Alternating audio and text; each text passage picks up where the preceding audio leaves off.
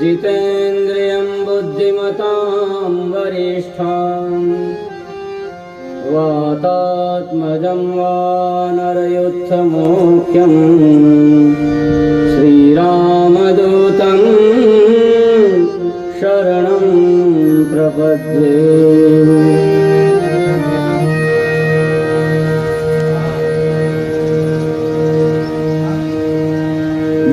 संकीर्तन करिए પછી કથા ગ્રંથમાં પ્રવેશ કરીએ।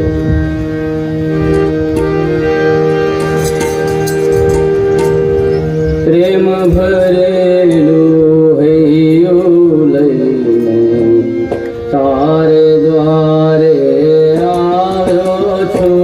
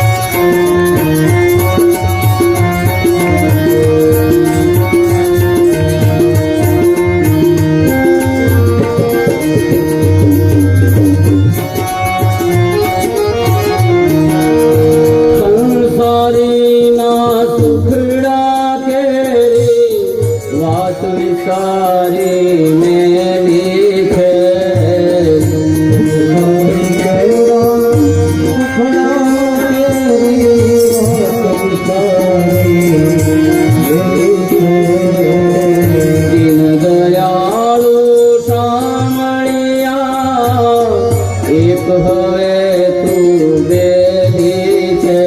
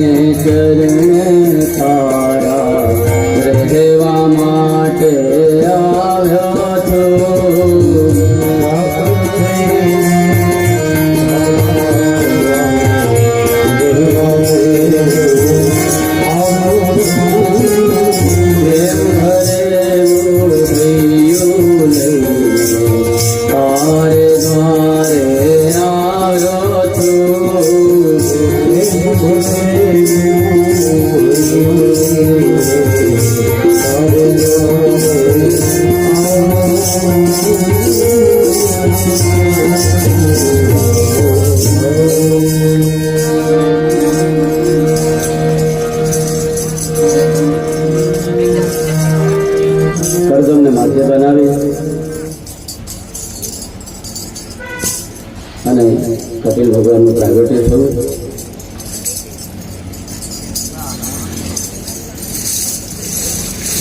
હરદમ છે કપિલનો જન્મ થતા પોતે નીકળી જાય છે વચન આપ્યા પ્રમાણે.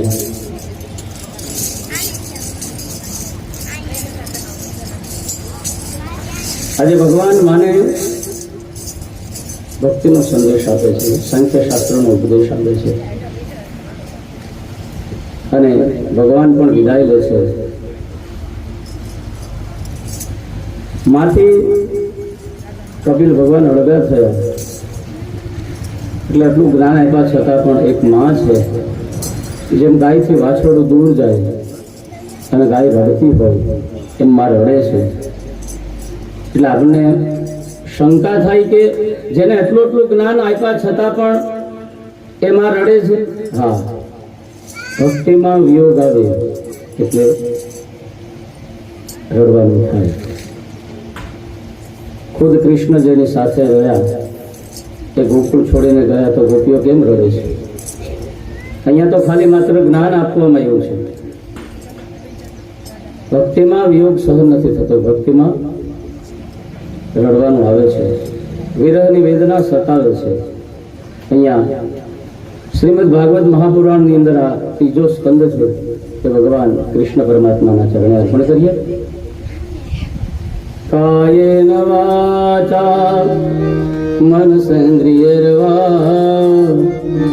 બુદ્ધ્યાત્મના વા પ્રકૃતે સ્વભાવ કરોમિ યદ્યત सकलं परस्मै नारायणाय ति समर्पयामि नारायणीये ति समर्पयामि सदाशिवाय ति समर्पयामि.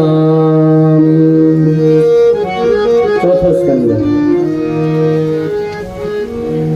यन्तः प्रविश्य मम वाचिमिमां प्रसुप्तां सञ्जीवयत्यखिल शक्तिधर स्वधाम्ना अन्याश्च हस्तचरणश्रवणत्वगादिन प्रणन्नमो भगवते पुरुषाय तुभ्यं. જે સર્વથી શક્તિ સંપન્ન છે એવા શ્રી હરિ મારા અંતઃકરણમાં પ્રવેશ કરી મારી વાણીને સજીવન કરે તથા હાથ, પગ, કાન અને આ ચામડી, આ બધી ઇન્દ્રિયો છે એમાં જો કોઈ ચૈતન્ય પ્રદાન કરતું હોય તો એ ભગવાન શ્રી હરિ છે. એ ભગવાન જ કરે છે. એવા ભગવાનના ચરણ કમળમાં કોટી કોટી વંદન. ચોથા સ્કંદની અંદર 4 પ્રકરણ છે. ધર્મ પ્રકરણ, અર્થશાસ્ત્ર પ્રકરણ, કામ પ્રકરણ અને મોક્ષ પ્રકરણ. ધર્મ પ્રકરણના 7 અધ્યાય છે ને યજ્ઞ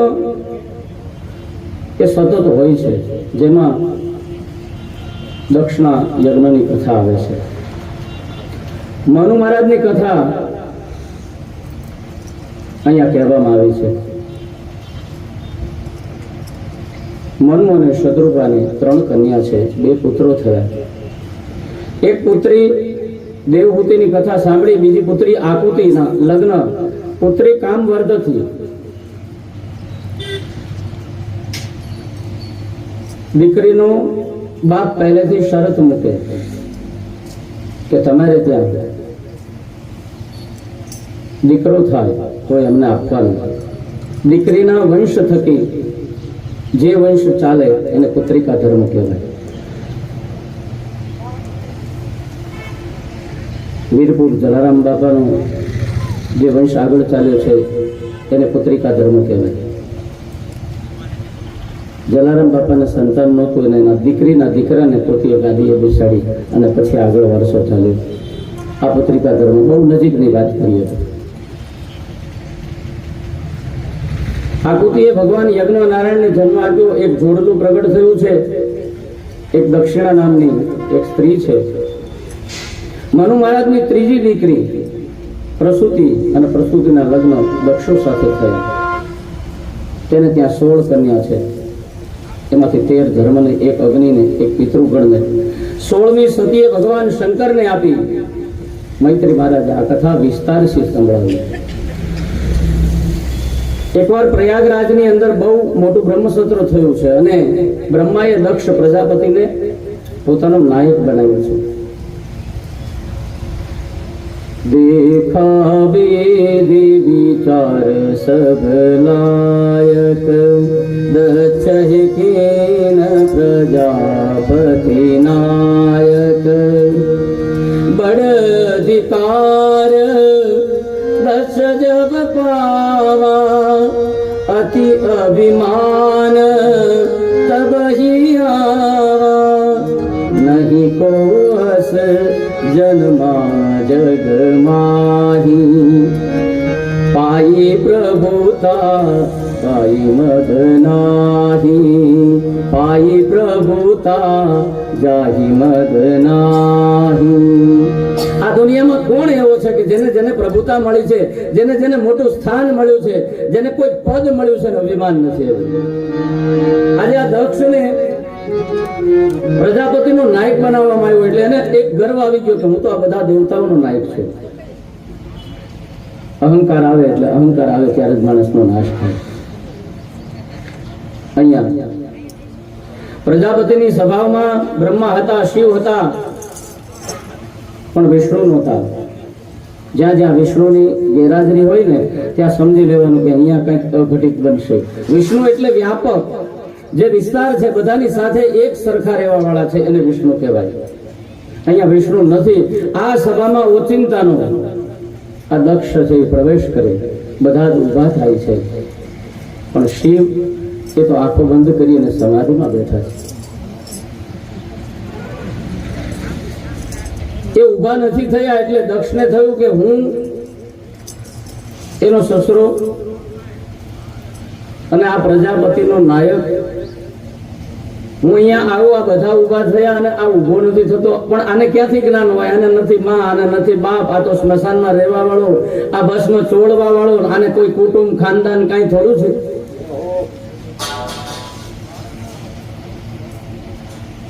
એટલે દક્ષને પોતાનું અપમાન થયું એવું લાગ્યું, પણ હવે એ આને ઓળખતો નથી કે આ કોણ છે. મહાદેવ સોમેશ્વર શંભુ વિશ્વેશ્વર વિષધારી ભોલે શિવ શંકર સુખકારી હે ભોલે શિવ શંકર સુખકારી. આ તો મહાદેવ છે, નિરાકાર નિરંજન. કઈ નહોતું ત્યારે એ જ હતો, કઈ નહીં હોય ત્યારે એ જ હશે. આ બધું છે છતાં છે એ પણ એ જ છે. એમાંથી મહાકાલી, મહાલક્ષ્મી, મા સરસ્વતી ઉત્પન્ન થાય, એમાંથી બ્રહ્મા વિષ્ણુ મહેશ ઉત્પન્ન થાય. આ કાંઈ નહોતું ત્યારે એ જ હતો ને કાંઈ નહીં હોય ત્યારે એ જ હશે. આ દુનિયામાં કોઈ પણ કોઈ કહેતું હોય કે આ મહાન છે, આ મહાન છે, મહાદેવથી મહાન દુનિયામાં કોઈ છે જ નહીં. એની ઈચ્છા થાય ત્યારે એ દુનિયાનું સર્જન કરે, એ વિષ્ણુને આજ્ઞા કરે તો આનું પાલન પોષણ કરે, અને એની ઈચ્છા પૂરી થાય એટલે આ માયાને હંકેલી લે. આનું નામ મહાદેવ. આજે એ મહાદેવને લોકો ઝુકાવવા માટે બેઠા છે, એ મહાદેવને નાનો કરવા બેઠા છે. તમારા કોઈના બાપની તાકાત નથી.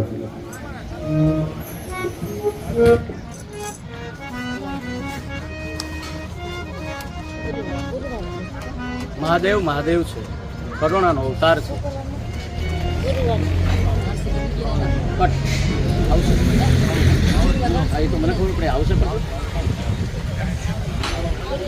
કઈ વાંધો નહીં, આપણે શાંતિ રાખો, એમનામ કથા કરીએ. અહીંયા દક્ષ ફાવે તેમ બોલે છે, ગુસ્સો કરે છે શિવની ઉપર, પણ શિવ છે કે કોઈ દિવસ બોલતા નથી. કુંજર ચલે અપની મસ્તી में શ્વાન બસે વાકુ બસને દે. હાથી જતો હોય રસ્તા ઉપરથી પાછળ કૂતરા બસે તો હાથી શું એને મારવા માટે પાછો થોડો આવે? અહીંયા તો મહાદેવ છે, હવે આવા કૂતરા તો કેટલાય ભસ્યા કરે, પણ શિવના ગણો છે એ શાંત ન બેસે. આ એક મહત્વની બાબત છે કે તમે જેને માનો છે ને એની કોઈ નિંદા કરતું હોય અને તમને જો સહન ન થાય તો કાં એને જવાબ આપો અને કાં તમે ત્યાંથી જતા રહો. તમારાથી સહન નથી થતું કે આ મારા ગુરુને ગાળો આપે છે, મારા દેવને ગાળો આપે છે, તો કાં તો એનો વધ કરો, એનો સામનો કરો અને કાં એ જગ્યા છોડીને જતા રહો. દક્ષ પાછો વધારામાં બોલે છે કે આ તો મારા બાપના કહેવાથી આ મારી દીકરી એને પરણાવી, બાકી મારે આને કોણ આપે? આ તો સ્મશાનમાં રહેવા વાળો. બ્રહ્માજીએ ભલામણ કરી હતી, સતી છે એ મનથી શિવને વરી ચૂક્યા હતા, એટલે અહીંયા પાછો એ યાદ કરીને શિવને સંભળાવે છે. નંદી વગેરે ગણો છે ઊભા થઈને શ્રાપ આપે છે કે જે મુખ તને શિવનું નામ લેવા માટે થઈને આપ્યું છે એ મુખથી તું શિવની નિંદા કરે છે અને ક્યારનો મેં કરે છે, તો જા તું બોકડાના મોઢાવાળો. અને આ સભામાં જે કોઈ બેઠા છે એ બધા પણ જે સાંભળી રહ્યા છે એમને પણ શ્રાપ આપ્યો. સામે ભૃગુ શિવગણને શ્રાપ આપ્યો. શિવને ગમ્યું નથી. આ બધા જ સભા છોડી અને ત્યાંથી જતા રહ્યા. બહુ સમય વીત્યા પછી દક્ષને એમ થયું કે મારે જે સભાની અંદર મારું અપમાન થયું છે એ સભામાં બદલો લેવો છે. અને બદલો લેવા માટે એમણે એક મોટો યજ્ઞ કર્યો. અને યજ્ઞમાં માં સતીને આમંત્રણ નથી આપ્યું. અને એ સમયે ભગવાન શિવ છે એ માં સતીને રામ કથા સંભળાવી રહ્યા છે. શિવ અને પાર્વતી સતીમાં એ કથા રામની ચાલી રહી છે કે રાવણે સીતાનું હરણ કર્યું અને લક્ષ્મણ અને રામ છે એ વનની અંદર સીતાજીને શોધી રહ્યા છે. આ કથા બરાબર આવી એટલે આ સતી કહે છે કે જો બ્રહ્મ હોય તો એને આવી રીતે શોધવાની જરૂર પડે નહીં. આ મહાદેવ છે એ ખોટા એને રામ રામ કરી પોતાના હૃદયમાં સ્થાપે છે. મને એની પરીક્ષા કરવા જવું છે. એટલે શિવજી કહે છે કે કોઈ વાંધો નહીં. માં સતી છે તે સીતાજીનો વેશ લઈ અને જ્યાં લક્ષ્મણ અને રામ છે ત્યાં આવે છે. ભગવાન રામ વંદન કરે છે કે માં તમે, એટલે સતી છે એ રોઠા પડે છે કે આ તો બ્રહ્મ છે, ઓળખી ગયા મને. શિવજીની પાછા આવે. પાછા આવ્યા પછી શિવને કઈ વાત નથી કહેતા, પણ શિવે સમાધિમાં જોઈ લીધું એ એક વખત સતીએ માનો વેશ ધારણ કર્યો એટલે હવે એને હું ધારણ ન કરી શકું. જેણે એક વખત માનો સ્વાંગ લીધો અને એ સમયના પ્રભાવની જ કંઈક વાત અલગ હતી.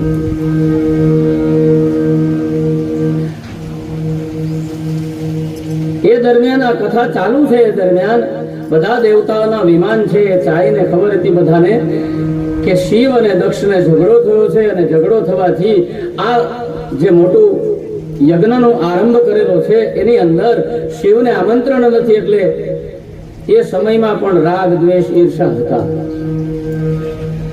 સતી કહે છે કે આ બધા વિમાનો એ દેવ કઈ બાજુ જાય છે? શિવજી કઈ બોલતા નથી. ફરીથી સતી પૂછે એટલે કહે છે કે ભાઈ તારા બાપના ઘરે મોટા યજ્ઞનું આયોજન છે, આપણને આમંત્રણ નથી અને આ બધા દેવતાઓ ત્યાં જાય છે. એટલે સતી કહે છે કે બાપના ઘરે આમંત્રણ ન હોય તોય જવાય, મિત્રના ઘરે આમંત્રણ ન હોય તોય જવાય, પણ હંમેશા દીકરીને તેડા હોય. મામાના ઘરે કે બાપના ઘરે કંઈ પણ હોય ને તો દીકરીને હંમેશા તેડા હોય. છતાં પણ સતી છે કઈ માનતા નથી. આપણને કેમ આમંત્રણ નથી? ભગવાન શિવ સમજાવે કે એક વખત બ્રહ્મસત્ર ચાલુ હતું ને એમાં હું તારા પિતા એવા ઉભો ન થયો. હું તો સમાધિમાં હતો. મારો કોઈ એવો ભાવ નહોતો કે હું તારા પિતાનું અપમાન કરું. અને છતાં પણ એણે આ બદલો લેવા માટે થઈને આ યજ્ઞ કર્યો છે. સતી કહે છે કે જે કાંઈ થયું છે એ હું જાઉં તો એનું સમાધાન થાય, માટે મને જવા દો. સતીને ઘણું સમજાવવા છતાં સતી સમજ્યા નહીં, એટલે પ્રભુ કહે છે કે ચાલો. આજે સતી નંદીની ઉપર આરૂઢ થઈ અને નીકળ્યા છે પોતાના બાપના ઘરે. જવા માટે આજે દીકરી હર્ષની સાથે નીકળી છે. પિતા ભવાન જબ ગઈ ભવાની દક્ષત્રાસ કાહુના સન્માની સાદર ભલે હિ મિલિક માતા ભગિની મિલત બહુ મુસ્કાતા.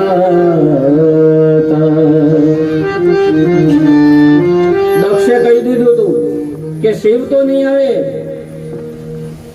પણ કદાચ જો આપણી દીકરી આવે સતી તો કોઈ એને સન્માન આપવાનું નથી.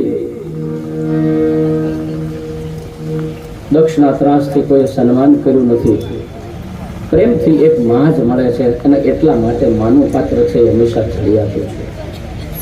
પોતાની બહેનો છે એ બધી દૂર ઊભી રહી અને મશ્કરી કરતી હોય એવી રીતે માં સતીને અપમાનિત કરી રહી છે. સંબંધોના સાગરે ઊટ આવે છે ત્યારે જીવનમાં મોટી ખોટ આવે છે. જેને તમે મનથી મારો માનતા હોય એ ઠગારો નીકળે ને ત્યારે આપણને તકલીફ થાય છે. તૂટી જાય છે સ્નેહના તાતણા ત્યારે હૃદયના કોઈ ખૂણે ચોટ આવે છે. આ ડુસકું ભરીને શાંત થવું હતું, પરંતુ આ નેત્રોમાં ચોધાર આંસુ આવે છે. આવ નહીં આ ડર નહીં નૈન નન મેને वो घर कभी न जाइए भले कंचन वर्षे में. જ્યાં તમને કોઈ આવો નથી કહેતું, એની આંખોમાં નેહ નથી, સ્નેહ નથી, પ્રેમ નથી, ત્યાં કદાચ સોનાનો વરસાદ થાય તો પણ ન જવાય. પણ આવ હોય, આદર હોય નહીં અને મેં ને વો ઘર હરદી ન જઈએ પછી ભલે ભાલાનો વરસે મેં. કદાચ ભાલાનો વરસાદ થતો હોય ને તો પણ ત્યાં પ્રેમ હોય ને ત્યાં જવું. આજે આ નંદી ઉપરથી ઉતરી યજ્ઞના મંડપની અંદર જાય, યજ્ઞશાળામાં જતાની સાથે કોઈ એની સામે જોતું નથી. આજે દક્ષ છે કોણ આવ્યું એમ જોવા જાય ને પોતાની દીકરી આવી છે અને મોઢું ફેરવી લે છે. આ દુનિયાની અંદર મોટામાં મોટું દુઃખ છે જ્યારે દીકરી પોતાના બાપના ઘરે જાય અને બાપ મોઢું ફેરવી લે. ભવાની ખૂબ દુઃખ થયું. બાપ પાસેથી એ રડતી રડતી માની પાસે જાય. માં પોતાની દીકરીને બાહોમાં લઈને કહે છે કે દીકરી આવી ગઈ. આજ ભવાની માના ખોળામાં માથું નાખીને ખૂબ રડ્યા છે. માં તે માં, બીજા બધા વગડા. આ માનવ જાતિના હોઠ ઉપર સૌથી પહેલો કોઈ શબ્દ આવ્યો હોય ને તો એ માં છે. છોકરું પેલા બીજું કઈ નહીં બોલે, પેલા માં જ બોલશે. અને માં શબ્દ છે ને એ હૃદયના ઊંડાણમાંથી આવે છે. બીજા બધા શબ્દો છે એ બીજે ક્યાંકથી આવશે, પણ માં બોલો એટલે તમને ખબર પડશે. ખલીલ જીબ્રાન કહે છે કે માં એ હૃદયના ઊંડાણમાંથી આવનારો શબ્દ છે. મોઢે બોલમાં ત્યાં મને સાચે નાનપણ સાંભળે પછી આ મોટકની બધી મજા મન કડવી લાગે કાગડા.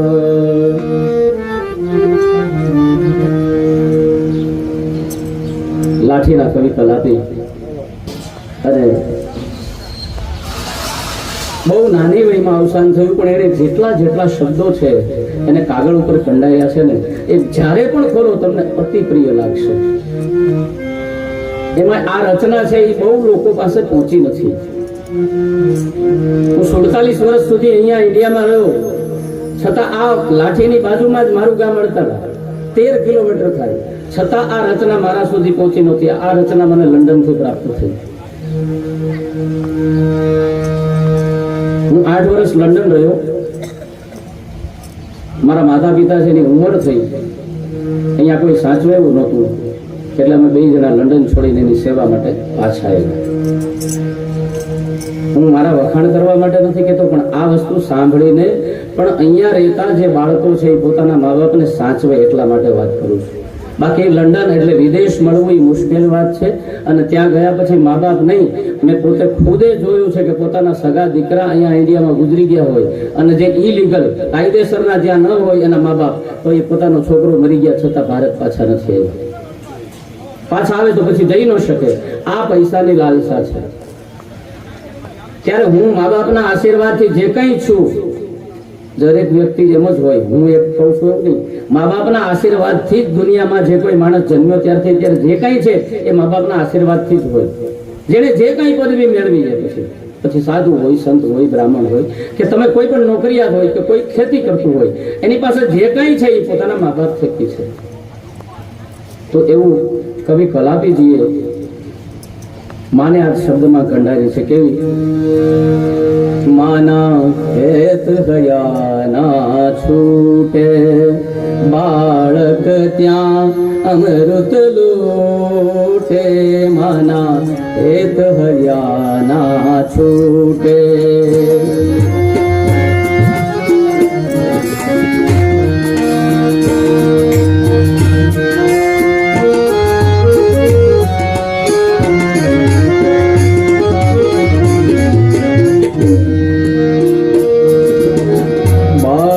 ઘેલી બાળક નિરખી, કેવી કેવી મલકે, કેવી કેવી મલકે. જો તમારી આંખે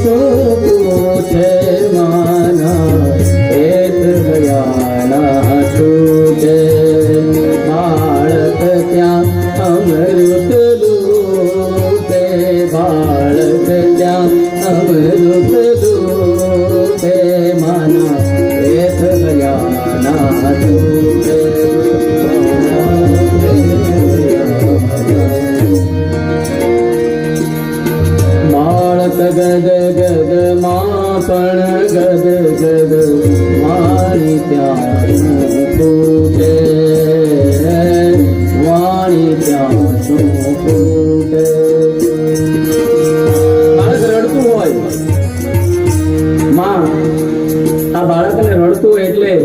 અને ઓહળિયા પીવડાવે. પેટ ઉપર કાળી જીરી ચોપડે, રાય ચોપડે, બાળક રડતું બંધ નથી થતું. બાળક ગદગદ, માં પણ ગદગદ. વાણી ત્યાં શું ફૂટે, બાળક બોલી નથી શકતું, માં એની સાથે શું વાત કરે. બાળક ગદગદ, માં પણ ગદગદ, વાણી ત્યાં શું ફૂટે હો, વાણી ત્યાં શું ફૂટે. અબોલ માને અબોલ બાળક,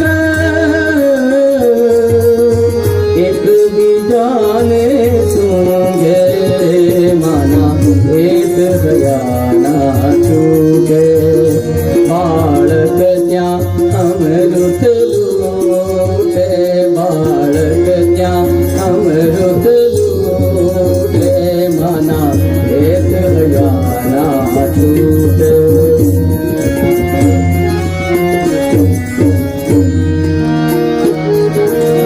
મંગળ વરસે, મંગળ વરસે, કલાપી માની કુંખે, કલાપી માની કુંખે.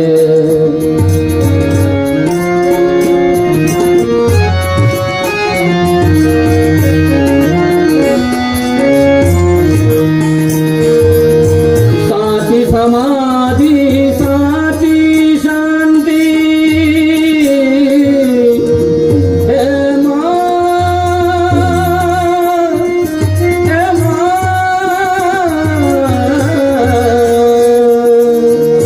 સાચી સમાધિ, સાચી શાંતિ, સાચા સુખમાં તું એ માના એક હયાના છૂટે. બાળક ત્યાં અમૃત લૂટે, બાળક ત્યાં અમૃત લૂટે, માના એક હયાના છૂટે.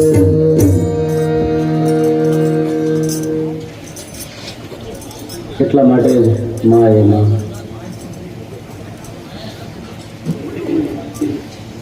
યાદ આવે મોરી માં, યાદ આવે મોરી માં.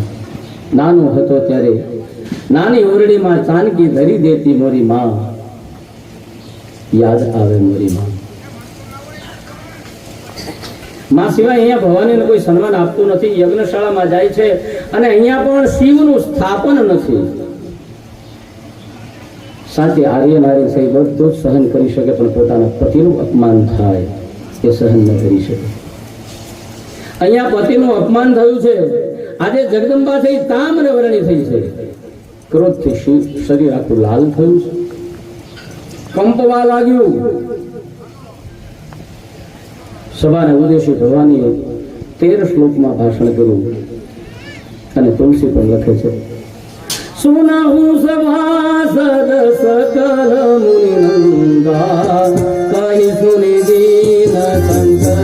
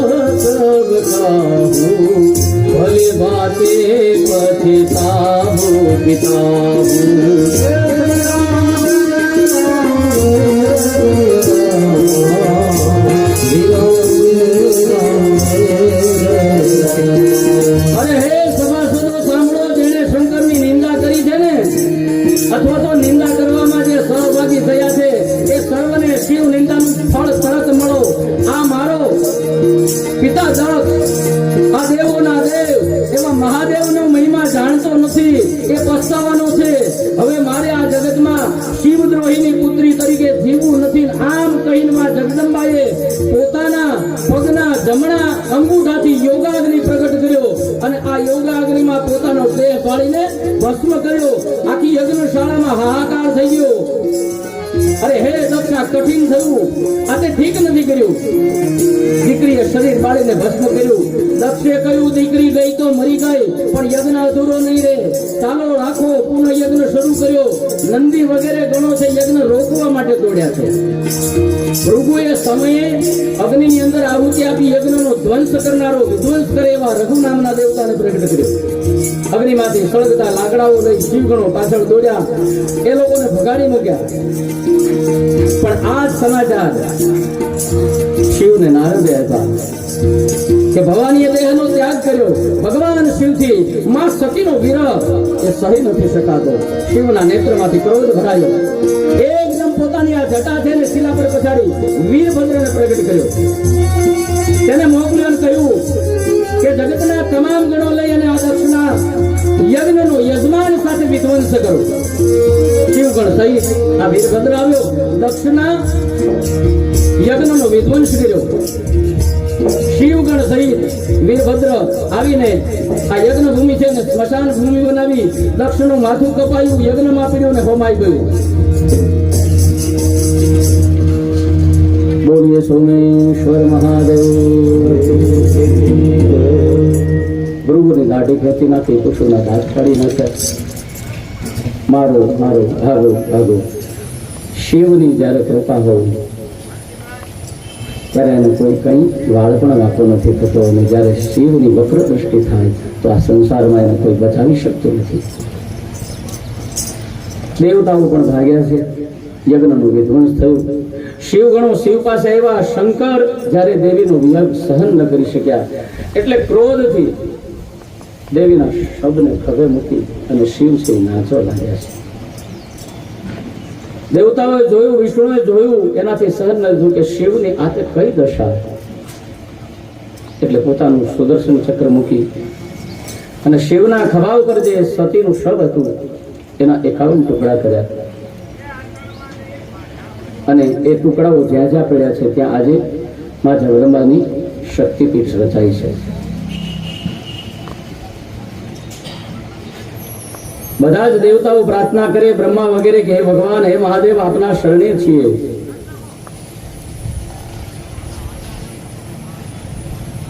હવે શાંત થાવ. દેવતાઓ બ્રહ્માને કહે છે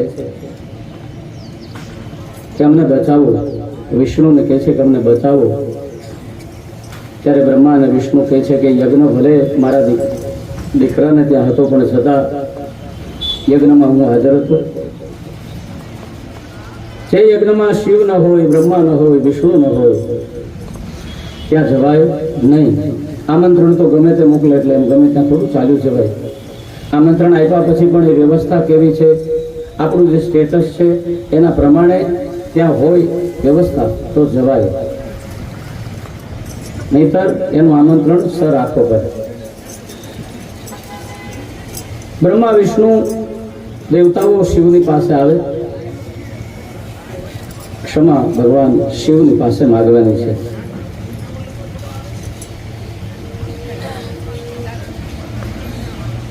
બધા એક સાથે ભેગા મળી અને ભગવાન શિવની સ્તુતિ કરે છે.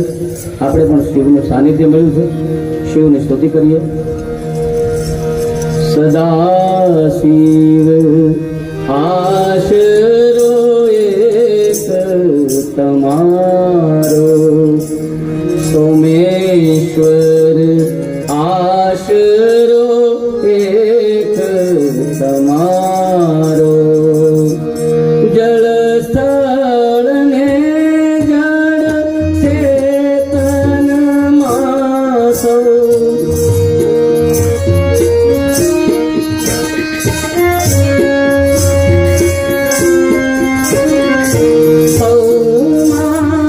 વાસ તમારો રે સદા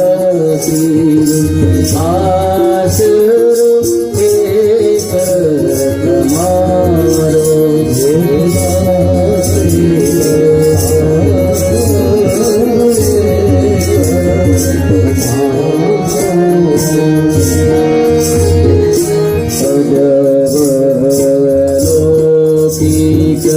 રૂપ તમારું ને હાલમાં ચંદ્ર રૂપાળો.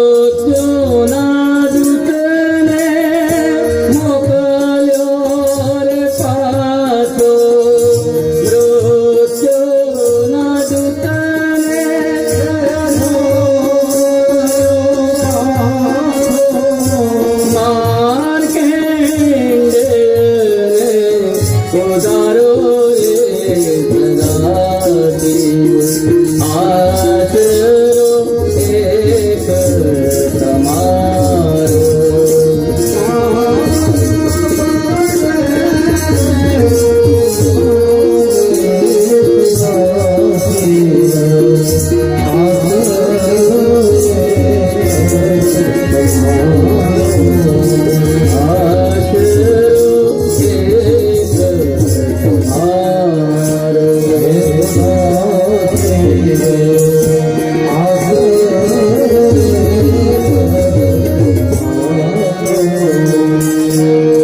ભગવાન શિવ પ્રસન્ન થયા. શિવજી બહુ સરળ છે. બ્રહ્માજી કહે છે, શિવજી આ દક્ષને સજીવન કરો. આ દેવતાઓના અંગો જે તોડી નાખ્યા છે, ભાંગી નાખ્યા છે, એમને ફરીથી આપો અને આ દક્ષ પ્રજાપતિનો યજ્ઞ છે ને પૂર્ણ કરો. શિવજીએ દક્ષના મસ્તકની માથે બોકડાનું માથું મૂક્યું અને એને સજીવન કર્યું છે. આ જગતનો સૌથી પહેલો કોઈ સર્જિકલ ડોક્ટર હોય તો એ મારો મહાદેવ છે.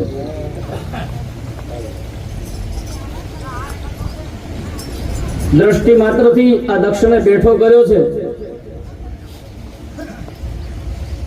હવે આ દક્ષ પાવન થયો છે, એની બુદ્ધિ સુધરી છે. હવે શિવનો મહિમા એને સમજાયો છે.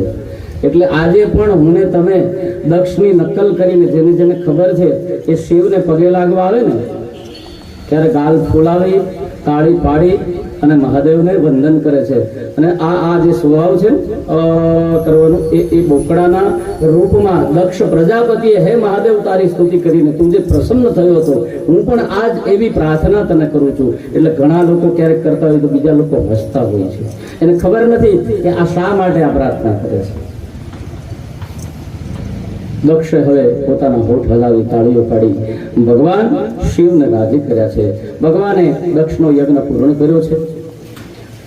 ઝઘડાથી દૂર રહો એમ આ ધર્મ પ્રકરણ પછી મૈત્રેય મહારાજ વિદુરજીને અર્થ પ્રકરણ સમજાવ્યું. વિદુર, સનકાદિક, નારદ, ભૃગુ, હંસ અને અરુણિપતિ આદિ બ્રહ્માજીના પુત્રો આ બધા નૈષ્ઠિક બ્રહ્મચારી થયા. પછી બ્રહ્માની પીઠમાંથી અધર્મ ઉત્પન્ન થયો. મૃષા નામની સ્ત્રી ને વર્ષો પછી એ કોને વર્યો તો કે મૃષા નામની સ્ત્રીને. એના વંશમાં દંભ, હિંસા, કલી, માયા, લોભ આવા વગેરે સંતાનો થયા. અધર્મના વંશને જાણીને અધર્મના ત્યાગની ઈચ્છા થઈ. હવે મનુના બે પુત્રો પ્રિયવ્રત અને ઉતાનપાદ. એમાં ઉતાનપાદ રાજાને બે રાણી સુનીતિ અને સુરુચિ.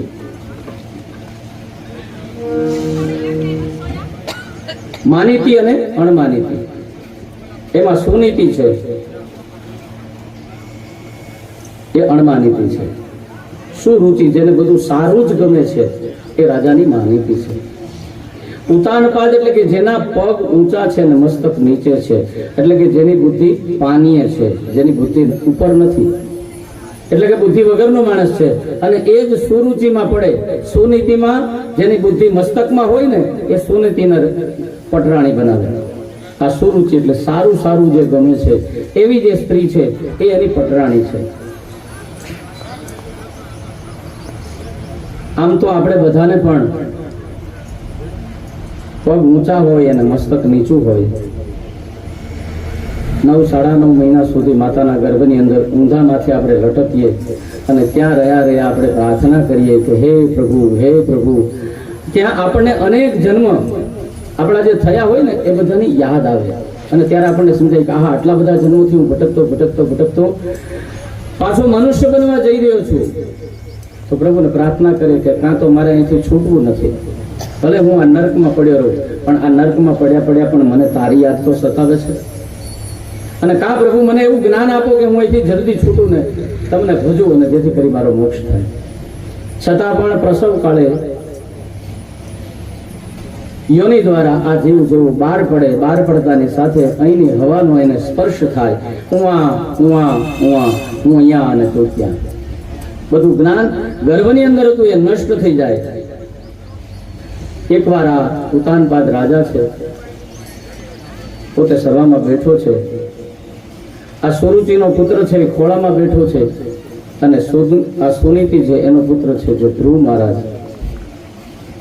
એ પિતાના ખોળામાં બેસવા માટે થઈને જાય. એટલે આ સુરુચિ છે એ બાળકને તતડાવે છે, ગધડાવે છે અને કહે છે કે તારે જો તારા બાપના ખોળામાં બેસવું હોય તો તારે મારા પેટથી જન્મ લેવો પડે. તું મારા ઉદરથી જન્મીશ તો તને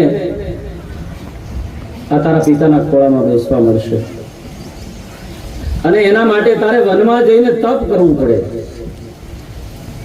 માતાના શબ્દોથી વિંધાયેલો બાળક રડતો રડતો આજ પોતાની માં સુનીતિની પાસે જાય અને કહે છે કે માં, મને માસીએ આવું કહ્યું કે જો તારે તારા બાપના ખોળામાં બેસવું હોય તો તારે મારા પેટથી જન્મ લેવો પડશે અને એના માટે જંગલમાં જઈને તપ કરવાનું કહ્યું. સુનીતિ, જેનું નામ સુનીતિ છે, એ ખોટું ન વિચારે. બીજી હોત ને તો સુરુચિની પાસે જઈ અને લડી મરી હોત.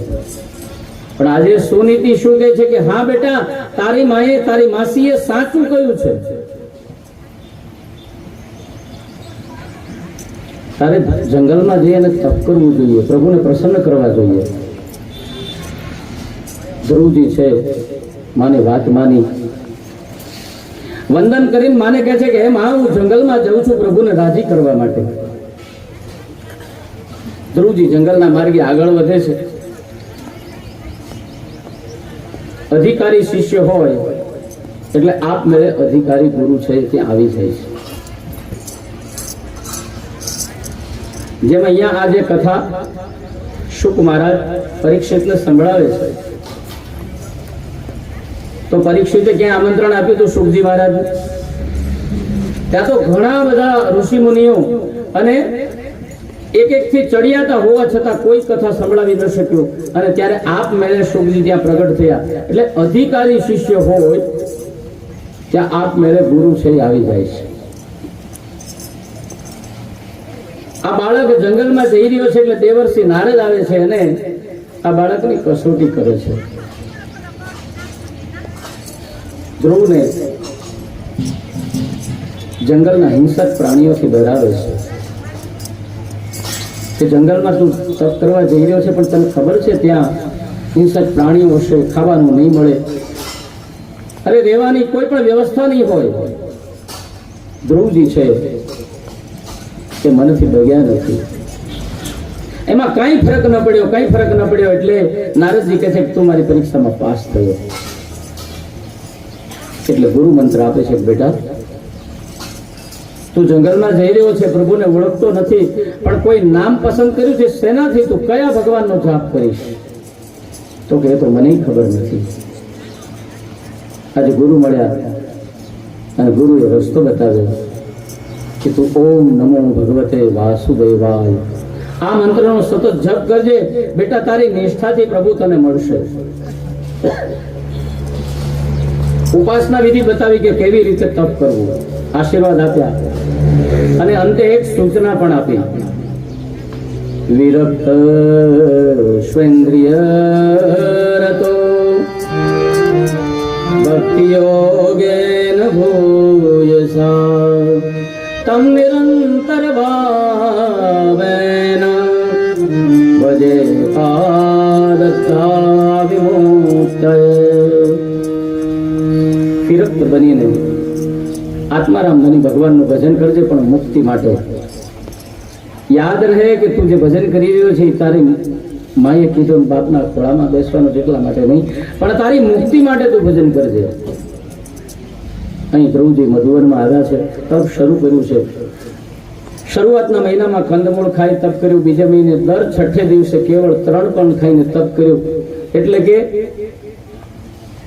6 દિવસ ધ્યાનમાં બેસે, ત્રીજા માસે 9મા દિવસે જળપાન કરે, ચોથા માસે કેવળ 12 દિવસે વાયુનું ભક્ષણ કરે અને 5મા માસે વાયુ ભક્ષણ પણ બંધ કર્યું. જીતો શ્વાસ નૃપાત્મજ, શ્વાસને પણ પોતે જીતી લીધો છે.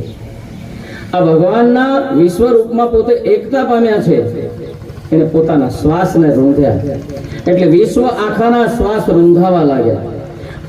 દેવતાઓ ભયભીત થઈ પ્રભુના શરણે ગયા અને કહે છે કે પ્રભુ આવું તે કોણ છે કે આ અમારા શ્વાસોને રૂંધી રહ્યું છે?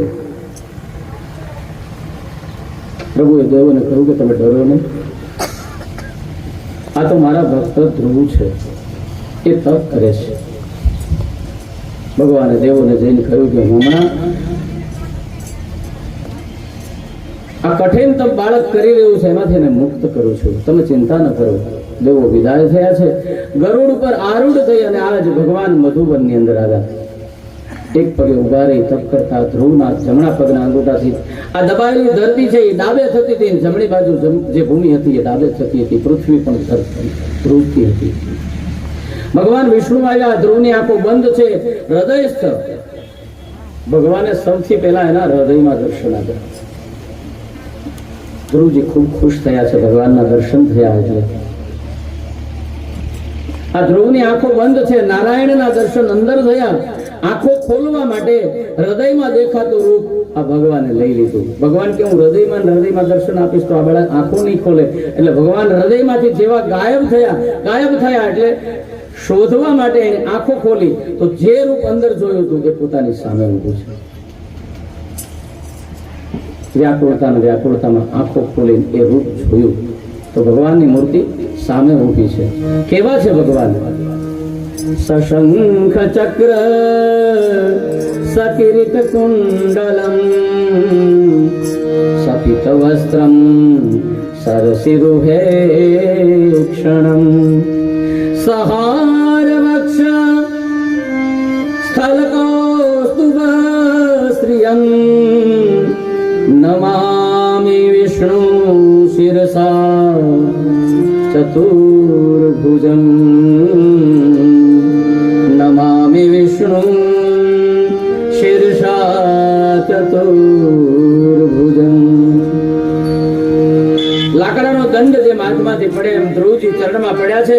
શ્રી હરિએ પોતે ઉઠાવ્યા છે. વિચાર કરો કેટલો ભાગ્યશાળી એ બાળક, ખુદ આજ હરિ ઉઠાવે છે. શરીર રોમાંચિત થયું. જે ભાવ વાણી દ્વારા પ્રગટ ન થયો, જે ભાવને ધ્રુવજી છે એની આંખોમાંથી વહેવા લાગ્યો. लगन तुमसे लगा बैठे, लगन तुमसे लगा बैठे, जो होगा देखा जाएगा. लगन तुमसे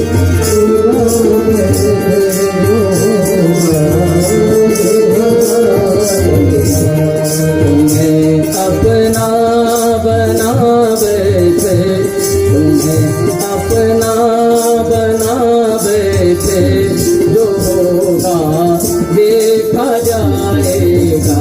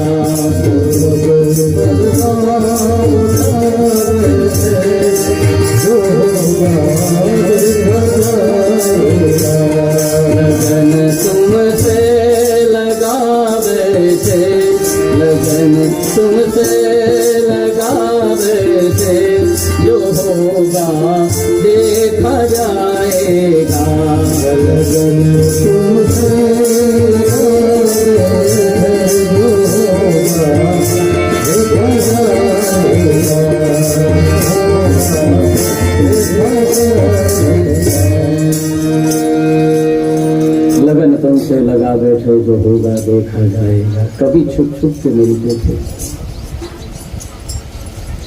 ભગવાન મળ્યા એટલે ધ્રુવજીની આંખમાંથી અશ્રુની ધારાઓ વહેવા લાગી છે. ધ્રુવજીએ છે એને સ્તુતિ કરવી છે, પણ શબ્દ મળતા નથી. શબ્દ ન મળતા હોવાથી ભગવાન છે એ બધું જ જાણે છે. આજે હું ને તમે મંદિરમાં જઈએ કે કોઈ સંતની આગળ જઈએ તો પણ આપણે આપણા દુઃખો વર્ણવા સિવાય બીજું કંઈ કરતા નથી. ભગવાન કહે છે કે એક વખત તું મને ખાલી મિત્ર થઈને, અરે મેં તને બનાવ્યો છે, એના બદલામાં ખાલી મળવા તો તું મને આવ. આ તારા દુઃખો સાંભળી સાંભળીને તો હું તારાથી કંટાળી ગયો. મંદિરના પગથિયા હોય એના કરતા તો આપણી લાંબી અરજી હોય. ભગવાન કહે છે કે તું મને સવારમાં યાદ કરે છે. આખી રાત્રિ દરમિયાન મેં તને સુવડાવ્યો સરસ મજાનો. સવારમાં બીજો જન્મ થયો, ઉઠ્યો એટલે તારો જન્મ થયો. ઉઠીને તે કોઈ દિવસ એમ કીધું કે ભગવાન, હે મારા નાથ, હે સોમેશ્વર, બહુ તારો આભાર હો, આજ તે મને જગાડ્યો. જાગતાની સાથે શૌચ ક્રિયા પતાવી, નાવાનું પતાવી અને નાસ્તો કરવા બેઠો. સરસ મજાનો નાસ્તો ઘરવાળીએ બનાવી દીધો છે. એ નાસ્તો તું ખાય અને પછી બપોરના પાછો 12:30 જમવા બેઠો ત્યારે કીધું, હે ભગવાન, સવારમાં જે નાસ્તો કર્યો છે ને તે પચાવી દીધો, તારો આભાર. કે ન પચ્યો એને ઊભો થયો હોય તો ઘરે જમવામાં તૈયાર હોય ને બેઠા બધા તો થાળી પડી રહે ઘરનાની. કાં તો કે પપ્પાને પેટમાં દુખે છે, દવાખાને લઈ ગયા છે, આખું ઘર દવાખાને જાય, એકની પાછળ બીજા ન ખાઈ શકે. કોઈ દિવસ ઈશ્વરને યાદ કરો, તમે ભગવાનનો પાડ માનો. ભગવાનને તમે એમ માનો એને કઈ ખબર નથી. આપણે આપણા બધા દુઃખોની આગળ વર્ણવીએ છીએ, એને બીજી કઈ ખબર નથી. કાળજું કાળું લઈને આપણે જઈએ, વસ્ત્રો ગમે એટલા સારા પહેરે હોય, શું કામના? આપણું કાળજું મેલું છે ને એ બેઠો બેઠો જોઈને હસે છે. વાહ રે માનવ વાહ, મેં તને બનાવ્યું ના, તું મને બનાવવા આવ્યો છે.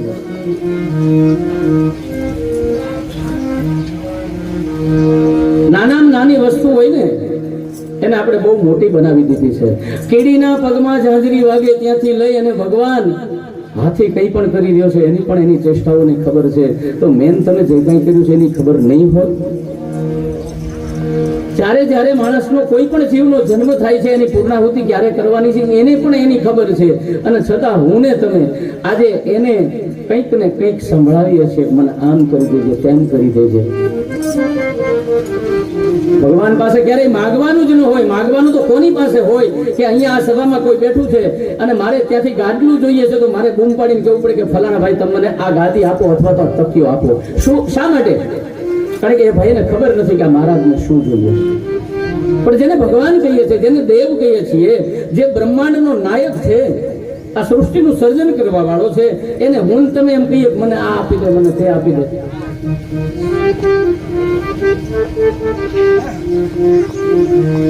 સુખી થવાને શાને માગું હું કોઈ વરદાન, શેમાં છે કલ્યાણ મારું જાણે છે ભગવાન.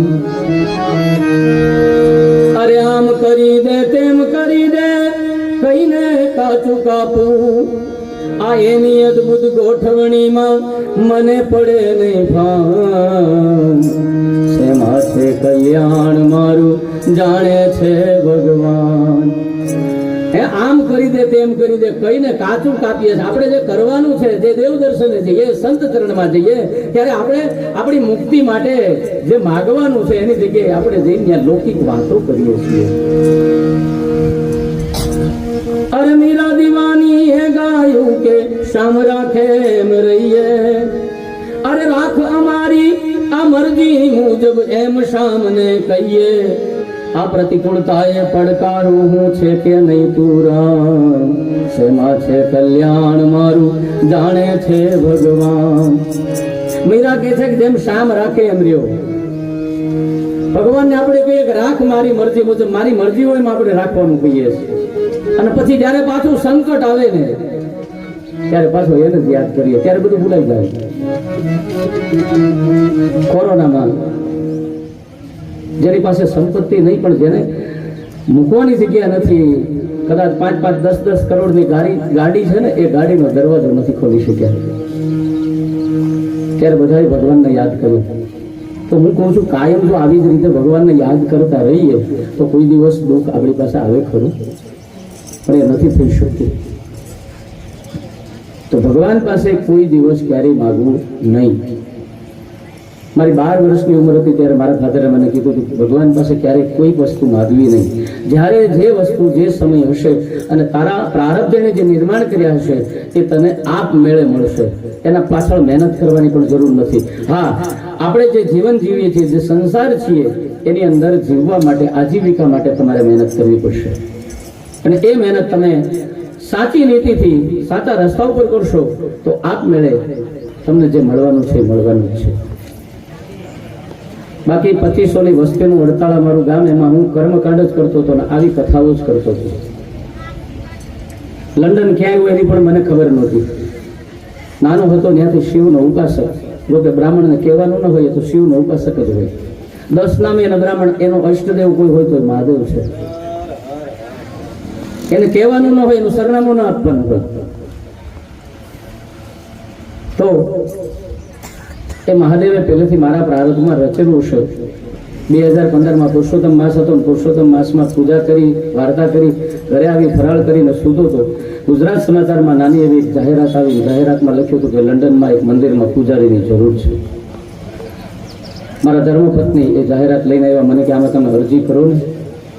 ઇન્ટરનેટ હતું અને ટચ સ્ક્રીન મોબાઈલ પણ હતા. આ જો ઇન્ટરનેટની સુવિધા સારામાં સારી છે, પણ એનો જો ઉપયોગ કરતા આવડે તો. મેં ના પાડી કે આપણું આ દુનિયાનું સ્વર્ગ છે એ આપણું હડતાલા છે. મારા મકાનનું નામ છે દાદાની મડુલી. આનાથી બહાર જઈને આપણે શું કરવું છે? તો કે ના, અરજી કરો ને કરો.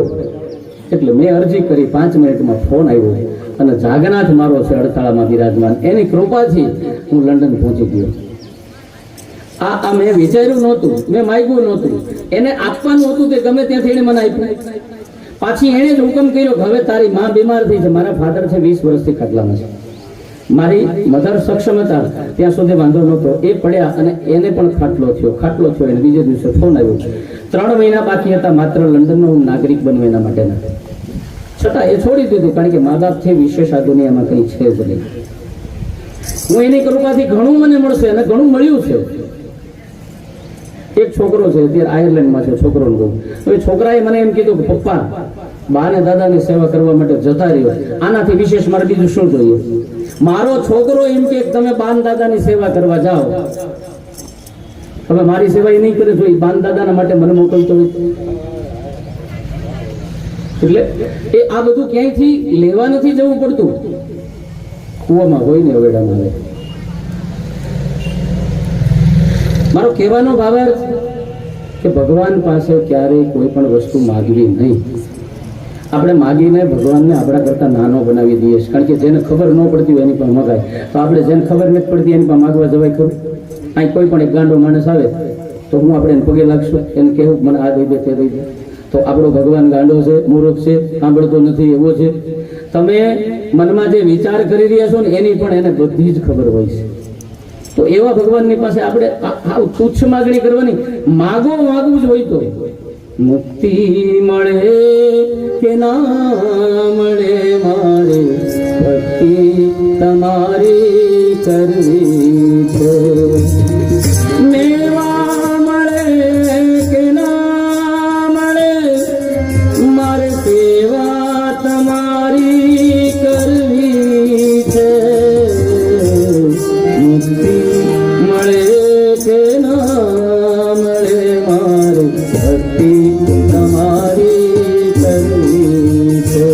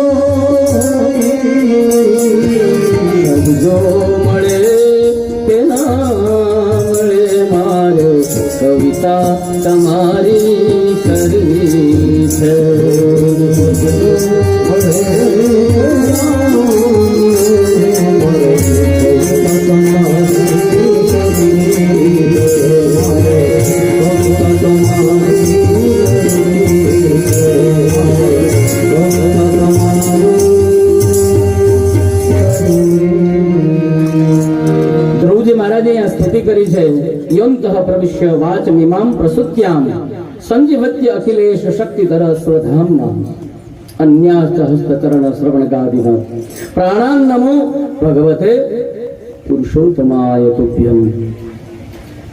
ધ્રુવજીએ સ્તુતિ કરી, ભગવાન ખુશ થયા અને આપણે પણ ક્યારના બેઠા છીએ તો કળિયુગની દેવીનું આગમન થઈ રહ્યું છે, એનો સહર્ષ સ્વીકાર કરીએ. ચાલે છે.